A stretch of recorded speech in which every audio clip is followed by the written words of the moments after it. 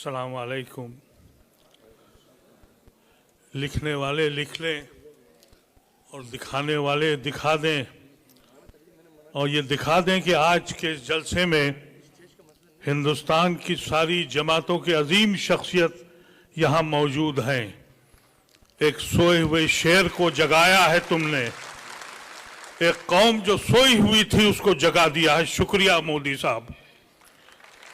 ये कम इख्तिलाफ होते हैं जो ये आपके सामने हजरात बैठे हैं। आप देखिए इन हजरात को, मुख्तलिफ जमातों को रिप्रेजेंट करते हैं, मुख्तलिफ पार्टियों को रिप्रेजेंट करते हैं। हिंदुस्तान में जितने हमले हुए सब हमने बर्दाश्त किया। यहाँ 10-11 साल से एक तमाशा था, कभी इधर धुआं उठा, कभी उधर धुआं उठा, कभी एक बच्चा लिंच हुआ, कभी किसी का घर जला, कहीं बड़बड़ चला। हम चुप रहे और खामोश रहे। लेकिन ये दीन का मसला आ गया, हमारे मसाजिदों का मसला आ गया, हमारे कब्रिस्तानों का मसला आ गया। शुक्र है और एहसान है पर्सनल लॉ बोर्ड का, उसने आवाज लगाई और बर वक्त आवाज लगाई। हिंदुस्तान की सोई हुई कौम, उसको एहसास हुआ अगर हमारा दीन नहीं तो हमारी दुनिया में वजूद का कोई मानी भी नहीं है। हमने बड़े बड़े मजालिम देखे हैं। मोदी और उनकी सरकार का मकसद क्या है वो अंदाजा कर लें हमसे। हम हिंदुस्तान में वाहिद लोग हैं जो हमेशा हमने झंडे को अपनाया, इस हिंदुस्तान की अजमत को अपनाया, अपने खून को बांटा और फिर हिंदुस्तान की सांझी विरासत को अपनाया। तुम रोज हमारे साथ ये करते हो। एक बात मैं बावर कर दूं आपसे, सुप्रीम कोर्ट में जो 2 मसाइल अटके हुए हैं जिस पे 5 तारीख को मसला है, पूरे पार्लियामेंट के अंदर एक एक मेंबर कहता रहा कि यह गैर कानूनी है, खुदारा इसको मत लाइए। लेकिन अपनी अक्सरियत के जोम में वो ले आए। सुप्रीम कोर्ट यकीनी तौर पर अगर उसकी को अपनी अजमत कायम रखना है, वो मुहाफिज है हिंदुस्तान के आइन का, तो वो ये 2 या 3 मसले जिस पे आज रुका बहस है वो इंशाअल्लाह उस पे स्टे लगेगा। लेकिन ये मत समझिएगा कि आपकी बचत हो गई है। पूरा का पूरा कानून नाकिस है। बहुत सी चीजें ऐसी हैं जो आप सोच भी नहीं सकते। कह दिया कि 12 साल से ज्यादा जिसका कब्जा है वो उसी का हो जाएगा। हमारा यकीन यह है हमारा कि औकाफ की जमीन जब आप अल्लाह के हवाले करते हैं तो वो हमेशा से अल्लाह के हवाले हो जाती है। मैं क्योंकि उस कमेटी में रहा हूं 2013 के जिसमें यह एक्ट बना था, उसका मैं मेंबर था। उस वक्त हम लोगों ने कोशिश की थी कि उन सारी जायदादों को छीना जाए, वापस लिया जाए जिस पे काबिज है हुकूमत हिंद भी, स्टेट गवर्नमेंट भी और हमारे अपने लोगों ने भी कब्जा किया था। अब अगर वो 12 साल से काबिज हैं तो जमीनें उनकी हो गई। और मोदी ये कहता है कि हम गरीबों की भला कर रहे हैं। तुम औकाफ की जमीनों को छीन कर किसका भला करने जा रहे हो? मोदी ये कहता है कि हम औरतों के लिए बहुत फायदा करने वाले हैं। औरतों के तो हुकूक ही छीन लिए उसने ये कह दिया कि 5 साल आपको प्रैक्टिसिंग मुसलमान होना है। तो ये खवातीन जो अपने घरों में इबादत करती हैं, क्या इनके बुर्के उतार के देखोगे? घरों में घुस के देखोगे कि ये दीन के काम कर रही हैं? उनके हुकूक छीन कर बेशर्मी की तरह बयानबाजी हो रही है। हम समझते हैं बहुत बहुत बड़े लोग शख्सियत आपके बीच में हैं, लेकिन एक बात याद रखिएगा, यह पर्सनल लॉ बोर्ड ने जो आवाज दी है इसके मानी समझिए। यह मत समझिए कि एक मीटिंग आपने कर ली और आप खामोश हो गए। बहुत से हमारे हिंदू भाई ऐसे हैं जो हमारे साथ हैं लेकिन औकाफ को समझ ही नहीं पा रहे हैं। उनको ये अंदाजा ही नहीं हो रहा है। वो समझते हैं कोई ट्रस्ट है, कोई ऐसी संस्था है। उन्हें ये मालूम नहीं है कि औकाफ की ज़मीन अल्लाह की ज़मीन है। उसमें खुलबुल करोगे तो हम माफ नहीं करेंगे, तुमको याद रखना, और अल्लाह भी तुमको माफ नहीं करेगा। इसका एहसास तुम लोगों को होना चाहिए। छोटी छोटी मीटिंगें करो अपने मोहल्लों में, अपने कस्बों में, अपने घरों पर, और बुलाओ, उनको बताओ कि ये हमारे कत्ल की साजिश है, हम इस मुल्क में किस तरह रहेंगे, इसका फैसला तुम्हें करना है। तुम्हारे आने वाली नस्लें इस मुल्क में कैसे रहेंगी। जितने हमले हुए हैं हमने बर्दाश्त किया है, लेकिन इससे बड़ा हमला मैंने अपनी जिंदगी में तो नहीं देखा। और आज मैं ये कहना चाहता हूं कि आप तैयार रहें, छोटी मीटिंगें करें, गैर मुस्लिमों के साथ मिलें, और अपनी मीटिंगों की इत्तला पर्सनल लॉ बोर्ड को जरूर दें कि हमने यहाँ मीटिंग करी है, हमने यहाँ मीटिंग करी है। और ये अफवाह मत फैलाइए कि हम में आपस में इंतशार है। हम यकीनी तौर पर पर्सनल लॉ बोर्ड के हुक्म पे चलेंगे। ये हमारा सबसे बड़ा इदारा है और इस इदारे ने खुल के सामने काम किया है। हम किसी जमात के हों, किसी पार्टी के भी हों, लेकिन हमारी ये जिम्मेदारी बननी चाहिए कि हम अपने इलाके में जा के बताएं कि ये गैर कानूनी चीज है। खुशनसीबी ये है हम लोगों की कि इस मुल्क में गैर मुस्लिम की बड़ी तादाद आपके साथ खड़ी है। ऐसा न हो कि आप इसको हिंदू मुसलमान करके उनको अलग कर दीजिए। ये सांझी विरासत का मुल्क है, ये गांधी और नेहरू का मुल्क है, और इसलिए आज वो आपके साथ खड़े हैं। लेकिन अगर आपने उनको रुजू नहीं किया और उनसे बातचीत नहीं करी तो ये हिंदू मुसलमान हो जाएगा जो मोदी चाहता है। इसको आपको बहुत एहतियात के साथ काम करना है। ये बताना है आपको कि ये आईन का मसला है और हमारा ताल्लुक इस मुल्क के आईन से है। हमने जुना को इसीलिए ठुकराया था कि हम मुस्लिम मुल्क में नहीं रहना चाहते थे। हमने लियाकत अली खान को इसीलिए ठुकराया था। हमने नेहरू और गांधी और आजाद को अपनाया था इस संविधान के लिए। हम जुड़े हैं इस संविधान से, और अगर इस संविधान को तोड़ देंगे तो हमारे इस लिखने वाले लिख लें और जिसको कहना है वो समझ लें। हम अपने सबसे आगे आपके साथ घूम देंगे, लेकिन हिंदू भाइयों को जरूर बताइए ये सियासी बिल है, कतन सियासी बिल है। हुकूमत जो भी फैसले करेगी, आप ये मत समझिए कि एक्ट के बाद सारे मसाइल हल हो जाएंगे। नहीं मेरे अजीजों, नहीं होंगे। ये लड़ाई बहुत जोर लड़नी पड़ेगी, बहुत लंबी लड़ाई है। जब तक कि ऐसे लोगों को आप हुकूमत से बाहर नहीं फेंकेंगे, आप महफूज नहीं हैं। तैयारी करिए, तैयारी करिए कि हिंदुस्तान के सारे जेल छोटे पड़ जाएं, वहां जगह न रहे। हमारे ऐसे ये सारे हजरात, इन्होंने पर्सनल लॉ बोर्ड की मीटिंग में ये बात कही थी, मैं उसमें था मौजूद। सदर मौसूफ ने कहा था कि अगर जेल जाना पड़ा तो जाऊंगा। सेक्रेटरी जनरल ने कहा था जेल जाऊंगा। अगर ये जाते हैं तो मेरा ऐसा मामूली इंसान भी अपनी आखिरी सांसें जेल में उतारने के लिए तैयार है। आप तैयार हैं? बता दें हिंदुस्तान के लोगों को कि खोई हुई कौम को हाथ छेड़ो मत करो, हमको इतना परेशान मत करो। हम इस मुल्क में इसलिए आए थे कि इस मुल्क को हम ऐसे बनाएंगे जिसका ख्वाब हमारे बुजुर्गों ने देखा था। हम इन अल्फाज के साथ हम गुजारिश करते हैं आप हजरात से कि ये सिर्फ जलसा समझ के मत चले जाइएगा, पैगाम लेके जाइएगा जो पर्सनल लॉ बोर्ड आपको पैगाम देगा। और जो बात मैंने आपसे कही है, एक एक आदमी से अगर टैक्सी पे बैठिए तो टैक्सी वाले को समझाइए। मैं अभी टैक्सी से आया हूं, टैक्सी वाले को समझाता हुआ आया हूं, गैर मुस्लिम था। और जहां भी आप जाएं उससे बताएं कि ये कैसी जालिम हुकूमत है जो हिंदुस्तान को लम्हे लम्हे किस्तों में तोड़ रही है, किस्तों में तोड़ रही है। इस मुल्क को हम टूटने नहीं देंगे।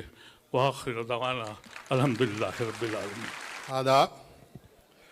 मैं अपनी बात गुरबानी में एक शब्द है, अव्वल अल्लाह नूर पाया कुदरत के सब बंदे, एक नूर ते सब जग उपजा कौन भले को मंदे। मैं आपसे अभी तक कॉन्स्टिट्यूशन की बात हो रही थी, मैं ज़रा हट के बात करूं, शायद 2 मिनट लग जाएं, बस मैं ज़्यादा टाइम नहीं लूँगा। 26/11/1949 को इसी कॉन्स्टिट्यूशन को सरदार हुकम सिंह और भूपिंदर सिंह वॉकआउट कर गए थे कि ये कॉन्स्टिट्यूशन माइनॉरिटी को प्रोटेक्ट नहीं कर सकेगा। 75 साल का इतिहास आज आपके सामने है। इसी कॉन्स्टिट्यूशन के आगे सजदा करने के बाद इस कॉन्स्टिट्यूशन को प्रोटेक्ट नहीं कर सके। आप और हम उसी सड़क पर आकर खड़े हो गए। यह सवाल हमें समझना चाहिए, ऐसा क्यों हुआ।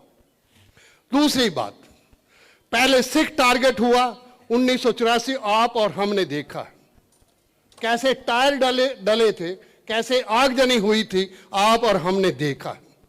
फिर 1992 हो गया।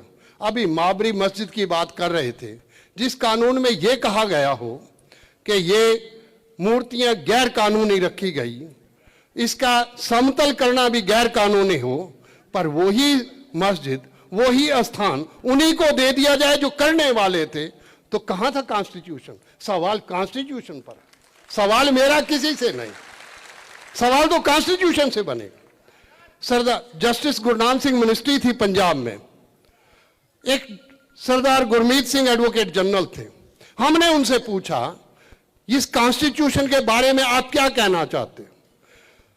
डॉक्टर सरदार गुरमीत सिंह ने जो हमें बताया, हम बड़े यंग थे, मुझे मौका मिला अपनी जिंदगी में, सरदार हुकम सिंह जी जो कॉन्स्टिट्यूशन से वॉकआउट किए थे, वो जब लोकसभा के स्पीकर बने और मुझे उनके साथ 10 साल काम करने का मौका मिला, मुझे खुशी है कि जब उन्हीं से पूछा था कि अब उसी कॉन्स्टिट्यूशन को प्रोटेक्ट करोगे जिसमें आपने वॉकआउट किया था, सरदार हुकम सिंह जी का जो जवाब था वो आपका जवाब था।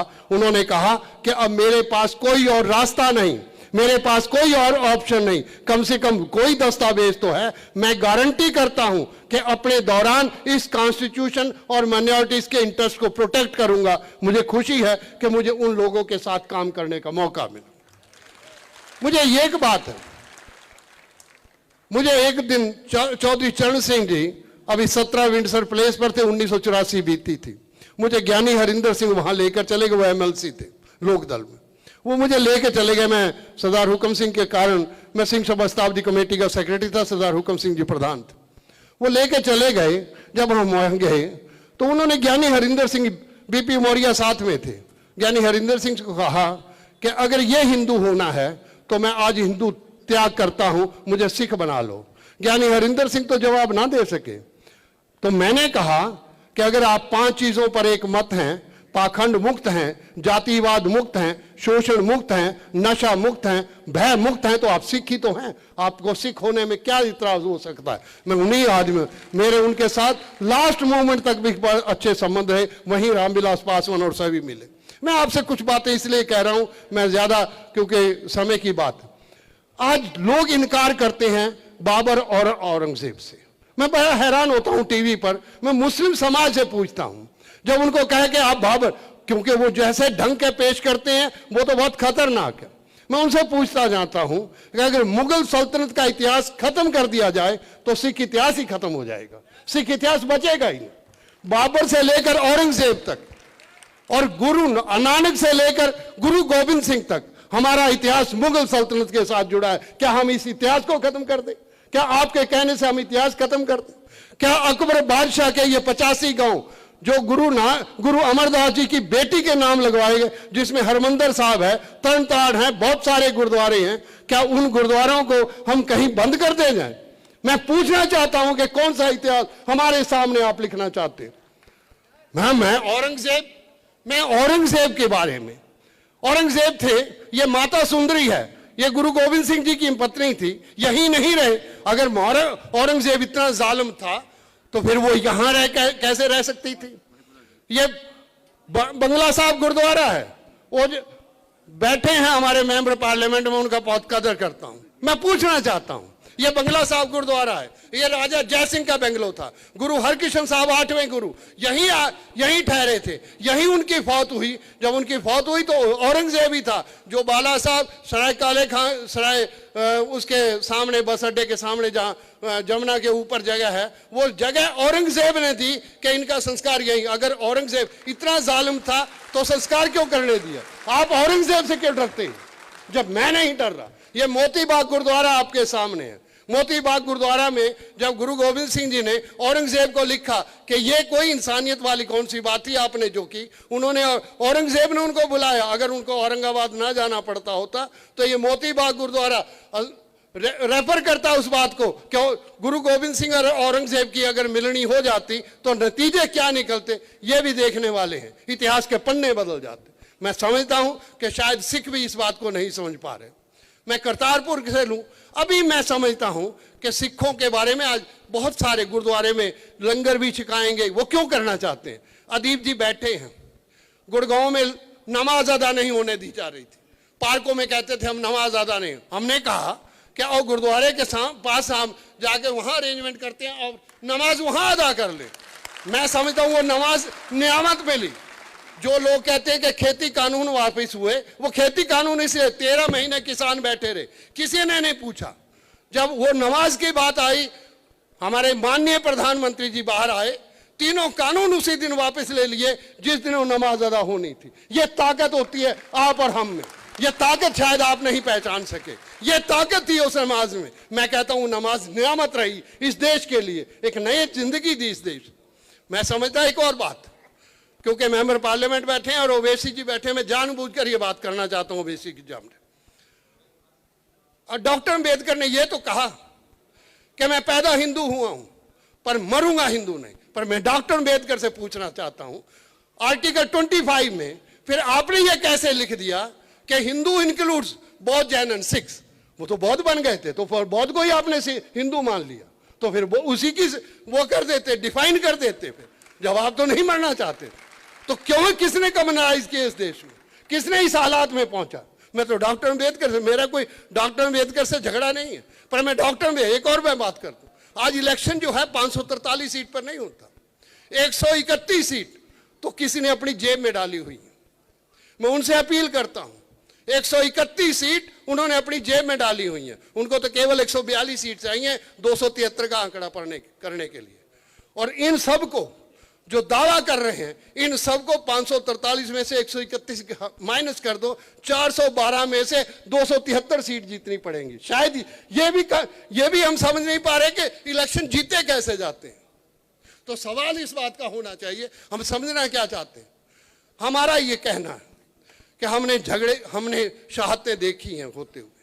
हमने 1919 देखा है, 1919 ने इस देश को जगा दिया था। और गुरुद्वारा सुधार मूवमेंट जो आज आप मूवमेंट खड़ी कर रहे हो, ये 1919 में गुरुद्वारा सुधार मूवमेंट खड़ी हुई थी।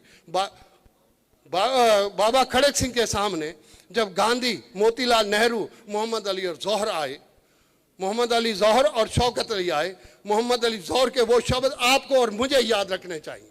बाबा खड़क सिंह खालसा लीग की मीटिंग थी 1920 की।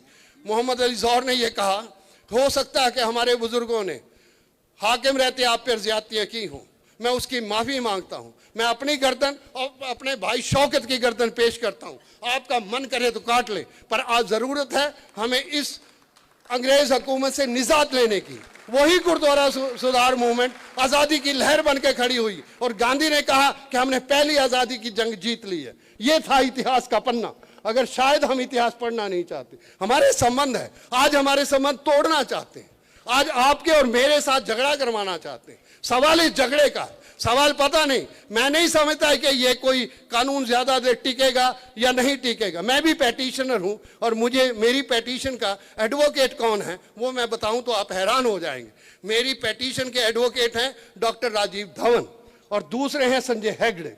मैं समझता हूं कि आपके साथ सारा देश खड़ा है, आप बिल्कुल इनकार ना करें, हम सब आपके साथ खड़े हैं। अगर एल्यूमिनी जो डॉक्टर धवन जैसा आदमी आपके साथ खड़ा है मेरी पिटीशन को लेकर, मैं क्या था, मेरी तो कोई ऐसी पोजीशन नहीं थी। संजय हेगड़े जैसा विद्वान आपके साथ खड़ा है, तो फिर आप हतोत्साहित बिल्कुल ना होना, आपको करेंगे वो सारा हतोत्साहित। कितनी ताकत है, मैं बस समाप्त करना चाहता हूं।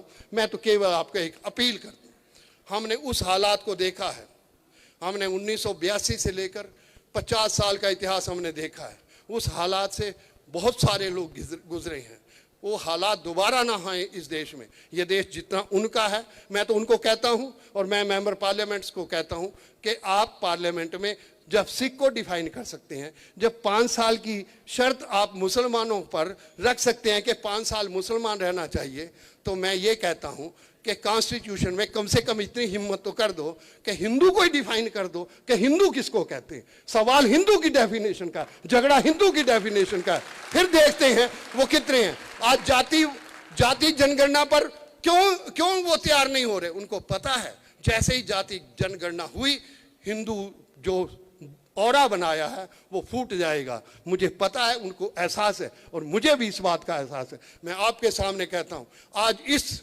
सभा से ये एक ऐलान कर दें कि हिंदू को डिफाइन कर दें, सिख अपने आप ही डिफाइन हो जाएंगे, मुस्लिम अपने आप ही डिफाइन हो जाएंगे। ये देश के विचार और देश के जिसको हमने गंगा और जमनी तहजीब कहते हैं, मैं समझता हूं कि ये गुरु नानक और गांधी की विचारधारा है। मैंने एक बार कहा था, गांधी और नानक में क्या था? नानक से किसी ने पूछा कि ईश्वर है?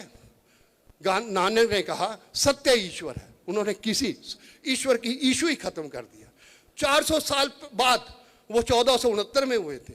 1869 में जो आदमी पैदा हुआ, उससे भी लोगों ने पूछा कि ईश्वर क्या है? गांधी ने कहा सत्य ही ईश्वर है। मैं बिल्कुल क्लेम नहीं करता कि गांधी ने गुरु नानक को पढ़ा होगा, पर मैं ये क्लेम कर सकता हूं कि नानक ने गांधी को नहीं पढ़ा होगा। पर ये तो है, मैं कह सकता हूं सत्य ही ईश्वर है। अगर सत्य ही ईश्वर है तो सत्य पर चलकर देखे तो वो सत्य से भी ऊपर होगा। इतना कहते मैं बहुत बहुत आभार व्यक्त करता हूं। मैं अपनी बातें कह गया और मैं अपील करता हूं। मुझे खुशी हुई कि श्रोमणी अकाली दल की रिप्रेजेंटेशन हरसिमरत कौर ने इस वक़्फ़ बिल के हक में और इसके खिलाफ बोला और बाकायदा डट के श्रोमणी अकाली दल का साथ दिया। मैं समझता हूं कि मैं उनका भी आभार व्यक्त करता हूं। बहुत बहुत शुक्रिया, बहुत बहुत शुक्रिया। मुस्लिम पर्सनल लॉ बोर्ड, आप तमाम जो हमारे साथ डायस पे हैं,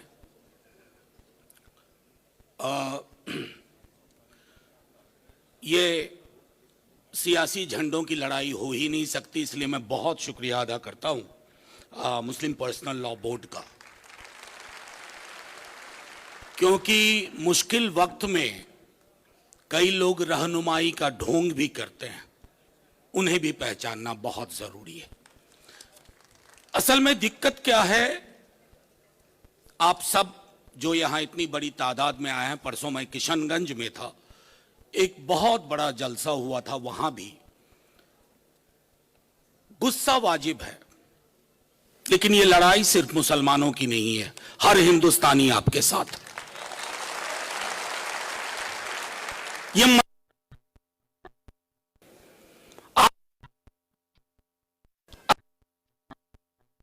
के लिए हुआ है तो इसलिए ये चुप रहा। दिक्कत क्या है ना, जिसने इस मिट्टी से मोहब्बत नहीं की, वो इस मिट्टी के मिजाज को समझ ही नहीं पाया। ये अद्भुत मिट्टी है। मैंने सदन में भी कहा था, दोहरा रहा हूं, सदन इस देश की एक बड़ी आबादी सरहद पार करके पाकिस्तान नहीं गई। वो हमारे, उनके पुरखे और हमारे बच्चे, भाई बहन सब यहां बैठे हुए हैं।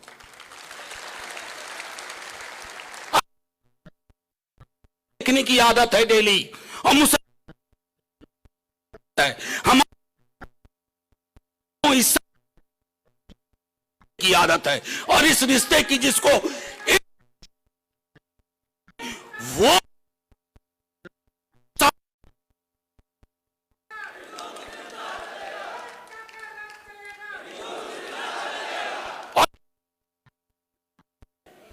लिबास देखो इस मंच का, पास है कॉन्स्टिट्यूशन का, आप लड़ रहे हो। ये लड़ाई सीधे तौर पर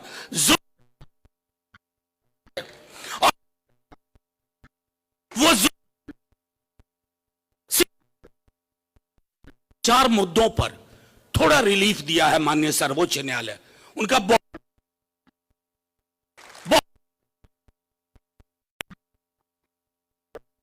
संसार में हमें क्लैरिटी चाहिए।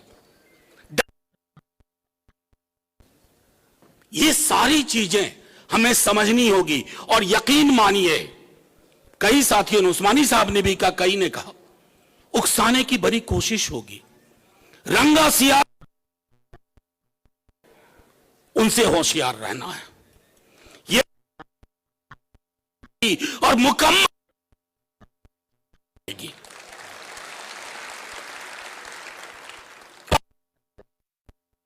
अब्दुल भी बनाता है, अमरिंदर भी बनाता है, लेकिन यह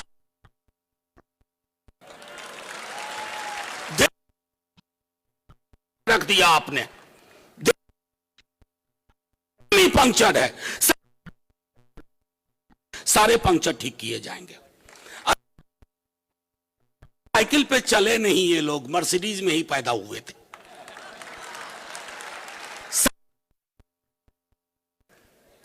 पूरा विद्यार्थी जीवन साइकिल पे काटा है। तभी सिंबल भी नहीं था समाजवादी पार्टी का साइकिल। तो हुआ, पंक्चर होती थी तो पंक्चर वाला जमीन पे बैठते हुए ऊपर वाले की तरह दिखता था कि साहब मेरी फुस पड़ी साइकिल को इसने हवा भर दी। हवा भरना जानते हैं, हवा टाइट करना भी जानते हैं ये। और एक आखिरी चीज कह करके अपनी बात खत्म करूंगा, क्योंकि थोड़ी तबीयत अच्छी नहीं लग रही थी। परसों किशनगंज से आया, अभी फिर कहीं जाना है। मैं सिर्फ आप लोगों को कहूंगा, मायूसी नहीं रखनी है। आपका करार नेहरू मौलाना आजाद से था, उस करार तो तख्त को ताबूत बनते देर नहीं लगती है। वो करार जिंदा रहेगा। मायूस मुल्क, मायूस इरादे मंजिल नहीं हासिल करेंगे। ये लड़ाई आपकी नहीं है। मैं आखिरी बात कहता हूं, ये लड़ाई, ये प्रेसिडेंट इतने बीमार सुन रहे थे कि कौन क्या बोल रहा है वक्त पे। लोकसभा में 4 बजे सुबह तक, राज्यसभा में 3:30 बजे सुबह तक मेरे नेता प्रतिपक्ष, हम हारे, नंबर बहुत आए हमारे पास, जितनी हमारी हैसियत नहीं थी राज्यसभा में। 98। ये लोग कौन है? आपके साथ रहेंगे और रहेंगे। झंडे का रंग नहीं देखा जाएगा। बस मुल्क की जो तामीर, जो तसव्वुर मौलाना आजाद, नेहरू और गांधी ने की थी, वही मुल्क पंक्चर ठीक करके बना देंगे। बहुत Muslim All India Muslim Personal Law Board के सदर साहब, आड़ी मौलाना खालिद साहब, आड़ी मौलाना फजील रहीम साहब, आड़ी सैयद सजादा उल्ला हुसैन साहब, आदड़ी असगर इमाम मेहंदी साहब, आदड़ी कलवे सादिक साहब, आड़ी उस्मानी साहब, आदड़ी मुफ्ती अब्दुल साजिद साहब, हमारे मेंबर ऑफ पार्लियामेंट मौलाना मुइउल्लाह साहब, उवैसी साहब, अदीब साहब, जो हम सबके बहुत सीनियर हैं, और इस जलसे में आए हुए सभी all India Muslim Personal Law Board के आह्वान पर आए हुए सभी हमारे बुजुर्गों, नौजवान साथियों, हमारी माताओं बहनों और पत्रकार साथियों, मैं आज के इस मौके पर all India Muslim Personal Law Board के साथियों को हृदय से धन्यवाद देता हूं, आभार व्यक्त करता हूं, शुक्रिया अदा करता हूं कि उन्होंने इस जलसे को बुला के चर्चा का मौका दिया। मैं समझता हूं जिस तरीके से देश के अंदर वक्फ बिल को लेकर लगातार पूरे देश में अलग अलग तरीके से चर्चा हुई, मीडिया में चीजें आई, पार्लियामेंट में बिल के इंट्रोडक्शन से लेके जेपीसी के बाद बिल के पास होने तक जो चर्चाएं आई, उसमें मैं समझता हूं एक बात तो आम है कि भारतीय जनता पार्टी के लोग और उनकी सरकार को ये बर्दाश्त आखिर क्यों है? उन्हें बर्दाश्त क्या उन जमीनों के माध्यम से धार्मिक कृत्य हो, शिक्षा,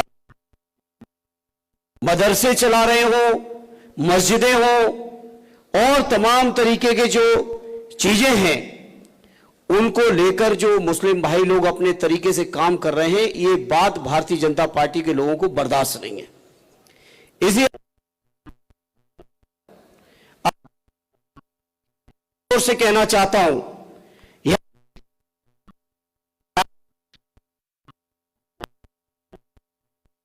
एक बात आप लोग एकदम दिल से निकाल दीजिएगा कि इस लड़ाई आप समाज का भी नहीं हो सकता। ये जो 30, 32, 34, 35% से ज्यादा नहीं है, लेकिन है तमाम तरीके की ऐसी संस्थाएं चल रही हैं जो राजनीतिक लोगों पे दबाव बनाकर इस बिल को पास कराने में सफल हुए हैं। लेकिन आज इस मौके पर मैं आह्वान करना चाहता हूं आप सभी का, जिनके बारे में संसद में भी चर्चा हुई है, चाहे वो आंध्र प्रदेश वाले हों, चाहे वो बिहार वाले हों, चाहे वो पश्चिमी उत्तर प्रदेश के लोग हों, चाहे वो कर्नाटक वाले हों, देवेगौड़ा साहब, नायडू साहब हो, नीतीश साहब हो, जैन साहब हो, सबके सब लोगों को आने वाले समय में जो तरीका होता है लोकतंत्र का, सियासत का, उस सियासी तरीके से आपको भी सबक सिखाने का संकल्प लेना पड़ेगा। मैंने वक्त बिल के चर्चा के समय कई इन दलों के सांसदों से कहा कि आखिर आप तो सपोर्ट लिए हो मुसलमान भाइयों का, आखिर आप क्यों ऐसा फैसला लेने जा रहे हो? तो उनको लगता है कि इस समय बिल पास करा लो, बाद में फिर कोई ना कोई मुद्दा बनाकर, कोई ना कोई नई तस्वीर पेश करके वो चुनाव में वोट ले लेंगे। इसलिए मैं इस मौके पर आपसे कहूंगा, शुरुआत कर दीजिए, बिहार का चुनाव आने जा रहा है, बिहार के चुनाव से ही सफाई कर दीजिए, जिससे कभी ये दोबारा आपके किसी भी हक के खिलाफ लड़ाई न लड़ सके। इसलिए मैं आज इस मौके पर विश्वास दिलाता हूं all India Muslim Personal Law Board के सभी पदाधिकारियों का, और मैं समझता हूं मौलाना कलवे साहब ने चर्चा की कि पूरे देश की तमाम तंजीमें आज मुस्लिम पर्सनल लॉ बोर्ड के बैनर्स के साथ खड़ी हुई हैं। मैं अपनी ओर से, अपनी समाजवादी पार्टी की ओर से, अपने नेता आदरणीय अखिलेश यादव जी की ओर से आपको यह विश्वास दिलाता हूं, आप सब जो भी फैसला लोगे अपनी पूरी क्षमता और पूरी हैसियत के साथ आपके फैसले के साथ मजबूती से खड़े दिखाई देंगे। हमने जंतर मंतर पर भी आके कहा था, यह मसला चाहे सड़कों में रहेगा, चाहे संसद में रहेगा, चाहे माननीय सर्वोच्च न्यायालय, समाजवादी पार्टी आपके साथ खड़ी दिखाई देगी। मैंने उस समय भी कहा था, आज फिर दोहराना चाहता हूं। मुझे उम्मीद ही नहीं, पूरा यकीन है, जिस तरीके से माननीय सर्वोच्च न्यायालय में बहस और चर्चा शुरू हुई है और जो बातें वहां से निकल के आ रही हैं, मुझे पूरा यकीन है कि यह बिल माननीय सर्वोच्च न्यायालय में स्टैंड नहीं करेगा। सर्वोच्च न्यायालय का फैसला हमारे हक में होगा। जहां हम ये यकीन लगाए हैं सर्वोच्च न्यायालय का फैसला हमारे हक में होगा, वहीं देखिए भारतीय जनता पार्टी को, देखिए क्या हो गया है देश के उपराष्ट्रपति महोदय तक को, केंद्रीय मंत्रियों को, सांसदों को, वो लगातार इस तरह की बातें की कि माननीय न्यायालय के मुख्य न्यायाधीश इस बात के लिए जिम्मेदार होंगे कि देश के अंदर गृह युद्ध हो जाएगा, इस स्तर तक की बातें करते हैं। तो आज में कल 2 दिन पहले एक रिपोर्ट आई है, देश के अंदर 10 अगर सबसे बड़ी हेट स्पीच किसी भी दल ने की है तो वो भारतीय जनता पार्टी और प्रधानमंत्री से लेके उनके नीचे तक के 10 लोग हैं, कोई उसमें सेकुलर आदमी है। ये सब सामने है देश के सामने, लेकिन मीडिया, सोशल मीडिया, तमाम यंत्र तंत्र षड्यंत्र करके जिस तरह से हमारे मुसलमान भाइयों को बदनाम करने का प्रयास हो रहा है, हमारे दलित सांसद के ऊपर, आरडी रामजीलाल सुमन जी के ऊपर जिस तरह से आगरा में तलवारें लहराई गई, मैं समझता हूं यहां बैठे हुए किसी जागरूक व्यक्ति को बताने की जरूरत नहीं। साथियों, हमारे राष्ट्रीय अध्यक्ष जी के लिए कहा जाता है कि उनके ऊपर गोली से हत्या कर देंगे। इस तरह की बातें भारतीय जनता पार्टी के लोग करा रहे हैं और कोई भी कानूनी कार्रवाई नहीं हो रही है। साथियों, इसलिए आज मैं कहना चाहता हूं, मौलाना कलवे साहब ने चर्चा की लखनऊ उत्तर प्रदेश की, मैं जब ये वक्फ बिल लोकसभा से पास भी नहीं हुआ था, उससे पहले से ही तमाम मस्जिदों के सर्वे करना शुरू कर दिए गए थे। साथियों,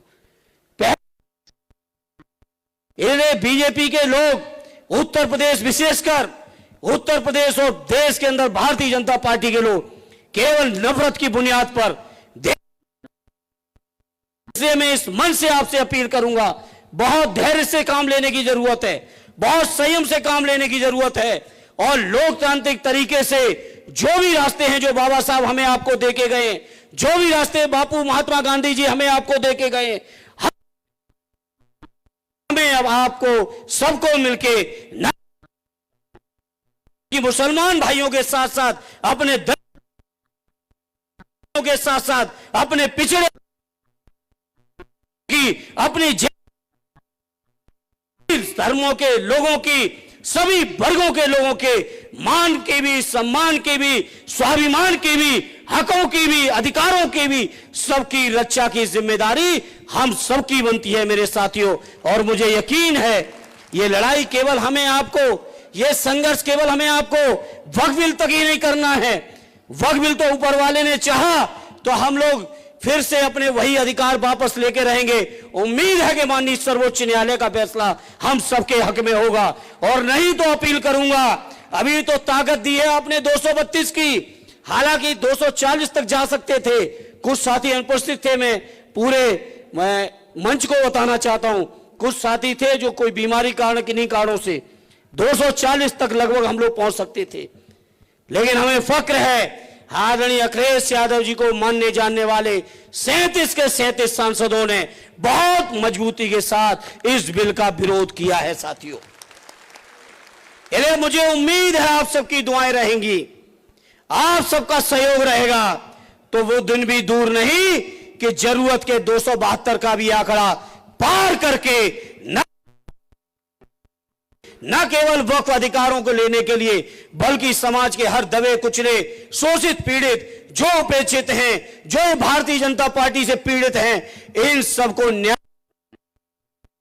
मिलके करेंगे, ये मैं यकीन और विश्वास के साथ आपसे कह सकता हूं। इस शानदार मंच पर मुझे जंतर मंतर पर भी आपने बुलाया, मुझे आज भी दाल कटोरा के इस मंच पर आपने बोलने का मौका दिया, मैं उसके लिए अपनी ओर से शुक्रगुजार और शुक्रिया अदा करते हुए मैं आपको यकीन दिलाता हूं, आदरणीय अखिलेश यादव जी की ओर से यकीन दिलाता हूं कि आपकी हर लड़ाई में हम लोग साथ खड़े दिखाई देंगे, कभी कमजोरी हम लोगों की तरफ से आप नहीं पाओगे, ये मैं आपको यकीन दिलाता हूं। और एक आखिरी बात कहते हुए अपनी बात को खत्म करूंगा। सदैव नेताजी माननीय मुलायम सिंह यादव जी ने जो रिश्ते कायम किए, जो संस्कार दिए हैं सेकुलरिज्म के, जो संस्कार दिए हैं देश के भाईचारे के, देश के अपनेपन के, देश के संविधान को बचाने के, उन संस्कारों पर चलते हुए माननीय अखिलेश यादव जी चट्टान की तरह आपकी ही लड़ाई को लड़ते रहेंगे, ये यकीन भरोसा दिलाते हुए अपनी बात को विराम देता हूं। जय हिंद, जय भारत, जय समाजवाद।